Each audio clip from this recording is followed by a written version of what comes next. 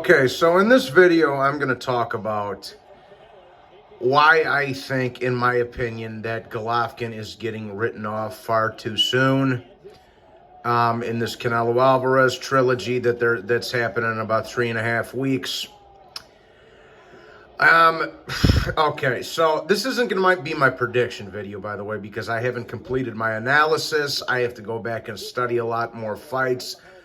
I've really watched both Canelo-Golovkin fights quite a bit already, and I watched the Golovkin-Murata fight 3 or 4 times. This is since I've been home from jail. I got home in jail in the middle of July. So, I've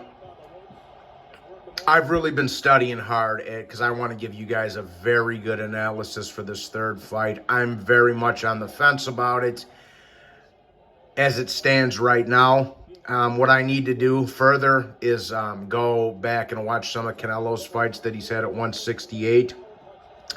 Given you can't really compare a Triple G to a Caleb Plant or a Yevin Madrin or a fucking Billy Joe Saunders, but, you know, I do have to go back and watch how he fought in those fights. Okay, some of his more recent performances. That's what I'm waiting on. But anyways, let's move forward, shall we? Okay, so first off, I'm going to state the obvious, which most of us logical boxing fans agree with, that Golovkin won both fights. Okay, Teddy Atlas agrees with me. I know Montero, not to put my words in Montero's mouth, shout out to him. I know Montero does. I know there's quite a few other people that believe Golovkin won both fights, as I do, okay? I believe Precise does. Don't correct me if I'm wrong on that, Precise.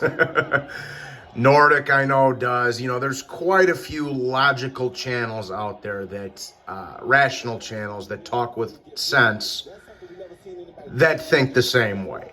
Okay, not crackhead Mexicans that sniff coke and drink Modelo's every weekend, but people that actually know their boxing, okay?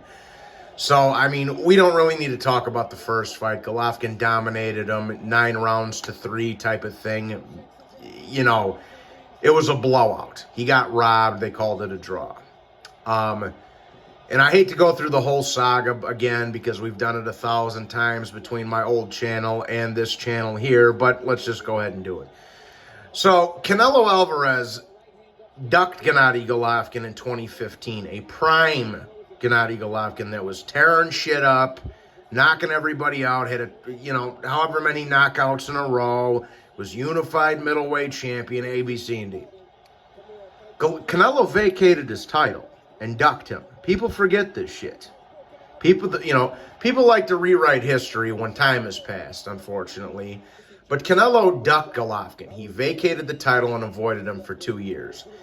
Then he fought a 35-year-old Golovkin in the first fight. He got dominated in this fight, got a corruption gift decision, and they called it a draw. Now, in between the first and the second fight, but Golovkin clearly won the first fight. If anybody that disagrees with that is just biased or they don't know how to properly score a boxing match. Then between the first and the second fight, there was a year gap between fight 1 and fight 2. Golovkin had fought Vanes Martirosyan in between that period, knocked him out. Vanes Martirosyan said that was the hardest he's ever been hit by anybody ever. In between that period, but the reason, it was supposed to happen 6 months later, but the reason for the year layoff is because Canelo had tested positive for steroids. This isn't, me hating on Canelo, this is just the truth. But he tested positive for steroids, was suspended for 6 months, which was really a slap on the wrist. And if this guy wasn't making so much fucking money for the WBC and the boxing establishment, I'm sure the suspension probably would have been more severe and a bit longer. So, then the second fight happened. It was more competitive. It was a good fight. Canelo did start that fight off well. But again, Golovkin rolled him over the last 4 rounds. He won all 4 of the last. He won 9, 10, 11, 12 clearly. Beat the shit out of Canelo and should have been gotten.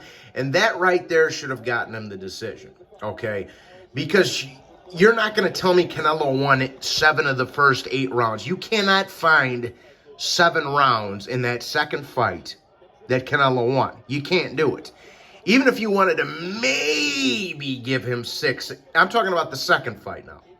If maybe you could find 6 rounds Canelo won in the second fight. So at best it was a draw. But Canelo, point being, Canelo didn't need either one of them. Win either one of those fights, okay? Now, then the third fight was supposed to happen right after the second. This is right when HBO got out of boxing. Unfortunately, rest in peace to HBO Boxing, the greatest boxing platform ever and will ever be. Rest in peace. They got out of the game, though, and immediately Canelo ran to the zone. He signed a deal with Eddie Hearn, which he later cried out of. And immediately, when he did that, Golovkin went ahead and followed him over to the zone and signed his own deal with Eddie Hearn. Okay? Then later on, because Canelo didn't want to take the third fight with Golovkin yet, he went to court and sued DAZN and Eddie Hearn. This man has been terrified of Gennady Golovkin his entire fucking life. And this is another reason why I've never considered Canelo out. This isn't me hating on Canelo. This is just the God's honest truth. This is another reason why I've never considered Canelo a pound-for-pound type of material. I'm not saying he's not a very good fighter. He is. But he's also a drug cheat. He's a steroid cheat. He constantly gets gift decisions. He was never the best fighter at 154. Floyd beat him. He was never the best fighter at 160. Triple G beat him twice. And he obviously wasn't the best fighter at 175. He moved up to fight a shot-to-pieces Sergey Kovalev.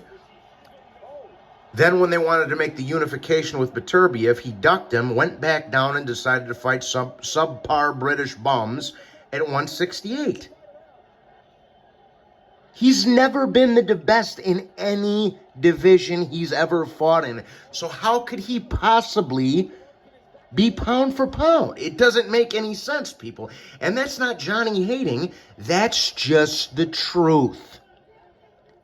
If you don't like facts and the truth, my friend, then this isn't the channel for you. It's that simple. So I wanted to get into that a little bit. And Canelo, okay. Canelo, I'll give Canelo this. He did look good at his campaign at 168, but again, who is it against, man? Yevin Madrin? An inactive shot to pieces Billy Joe Saunders who hadn't fought in a long time? Who has no power? Callum Smith, who won the first 2 rounds and then decided he didn't know how to box anymore.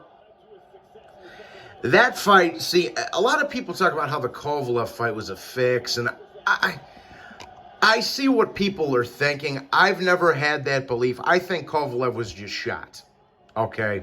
And I did pick Canelo to win that fight by knockout on my old channel. But I think Kovalev was just shot. I think the fix was in. But I don't think he just took a dive. Like, I've never been of that belief. The fixed fight to me was that Callum Smith fight. Because he just completely, I mean, he was boxing Canelo's head off for 2 rounds. And then he just completely just stopped throwing punches, laid on the ropes, and covered up. And it even more so looks like a fix to me because of what we're seeing from Callum Smith now. Okay, and for those of you guys who know me, you know I'm not one to feed into the conspiracy theory type of shit in boxing. Sometimes I do when there's some real concrete evidence.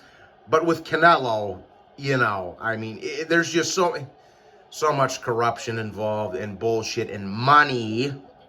You know, it doesn't, you know, it doesn't hurt to fucking try and decipher some of this. So now, the thing of this fight, this trilogy matchup, is that Canelo, only is taking it because Golovkin is 40. He has slowed down.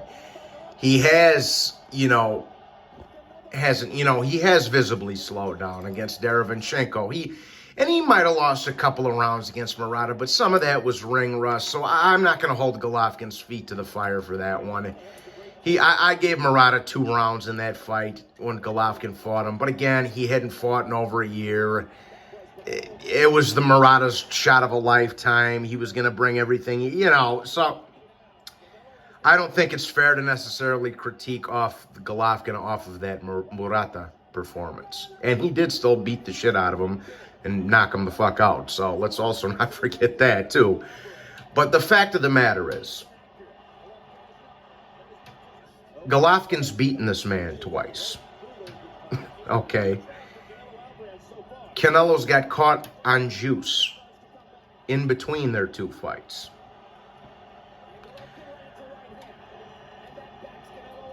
He is in Canelo's head. See, a lot of people think Canelo has the momentum because he's younger. He went on this subpar run that he went on at 168, which I didn't, in my opinion, he's one of the weakest undisputed champions in the history of boxing, especially given the division and the level of caliber of opposition that he was fighting at 168. So, a lot of people think Canelo's got the momentum because he's younger, fresher. He's obviously very juiced up now that he's bouncing between 168 and 175. And even Teddy Atlas alluded to this on his podcast. Even Teddy Atlas was, and I quote, said, well, Golovkin used to be the bigger, stronger man. Now it's Canelo. I wonder how that happened. End quote. So, shout out to Teddy Atlas. But a lot of people think Canelo has the momentum going into this fight, and you could be right, okay? You could be right. You could be right, but in the same breath, okay. Golovkin's older, he's slowed down, he ABC, and we've heard all that shit 1,000 times. But Canelo is coming off a bad loss to Dimitri Bivol, okay? A fight that I also predicted correctly. He also is... Golovkin is also very much in Canelo Alvarez's head. It shows at the press conference. Golovkin's like, this is just business for me, man. I don't know why this fucking kid's taking everything so personal, but it is what it is. So there's things that are swinging towards Golovkin's favor. There's things that are swinging towards Canelo's favor. In Canelo's favor, you got the youth, the fact that he's on steroids, the fact that he has the judges in his pocket, the fact that the corruption and the establishment of boxing, the WBC, is on his side, and all that type of shit. And Golovkin is older. He has slowed down. Canelo has all that on this side. On Golovkin's side of the fence, you have the fact that he's beaten the man twice. You have the fact that he's in Canelo Alvarez's head, because Canelo's been acting like a little bitch at these press conferences, if you haven't been able to tell. Golovkin's very, very much in Canelo's head, bro. You can tell, because Canelo is disturbed, I would say, about him losing every single round to Dimitri Bivol, and now he's got to fight the guy that's beat the shit out of him twice again. And one more thing, the only reason Canelo Alvarez is taking this trilogy is because Golovkin is 40, is because he's slowed down. That is the only reason Canelo was man enough to take this fight, because Golovkin wanted the third fight right after the second one. A lot of people wanted the trilogy right after this fight that I'm showing you here.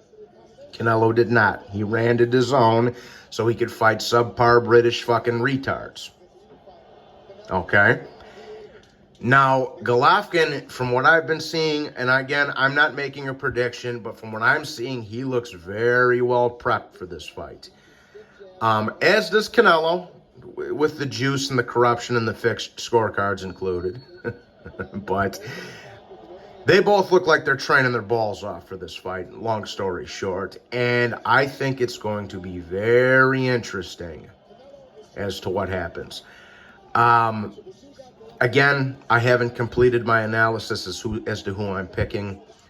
I need to go back and watch some of Canelo's more recent fights more thoroughly. But to completely write Golovkin off is just foolish to me. In my opinion, I think Golovkin found something in the last 4 or 5 rounds of their second fight, and I think if he has enough left, he's going to be able to capitalize on what he found in the last few rounds of their second fight.